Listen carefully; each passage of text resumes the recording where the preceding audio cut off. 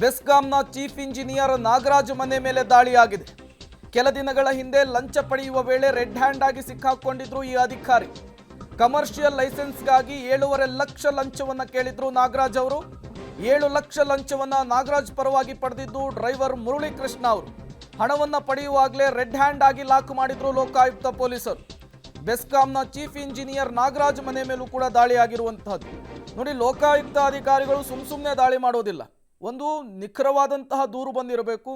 ಅದಾದ ಮೇಲೆ ದೂರಿನ ಕೂಲಂಕುಷವಾದಂತಹ ವಿಚಾರಣೆಯನ್ನು ಅಥವಾ ಹೋಮ್ವರ್ಕನ್ನು ಅವರು ಆಫೀಸಲ್ಲೇ ಮಾಡ್ತಾರೆ. ತದನಂತರ ಯಾರಿಗೂ ಸುಳಿವು ಸಿಗದೆ ಇರುವ ರೀತಿಯಲ್ಲಿ ಈ ರೀತಿಯ ರೇಡ್ ಆಗುತ್ತೆ, ಈ ರೀತಿಯ ಅಟ್ಯಾಕ್ ಆಗುತ್ತೆ.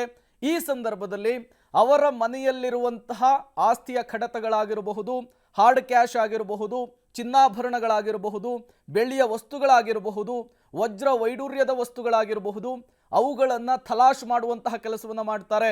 ಇವರ ಸಂಪತ್ತಿನ ಖಜಾನೆ ಎಷ್ಟಿದೆ ಅಂಥೇಳಿ ಅಳೆಯುವಂತಹ ಕೆಲಸವನ್ನು ಲೋಕಾಯುಕ್ತ ಅಧಿಕಾರಿಗಳು ಮಾಡ್ತಾರೆ. ಇವತ್ತೂ ಕೂಡ ಅದೇ ಕೆಲಸವನ್ನು ಲೋಕಾಯುಕ್ತ ಅಧಿಕಾರಿಗಳು ಮಾಡಿರುವಂತಹದ್ದು.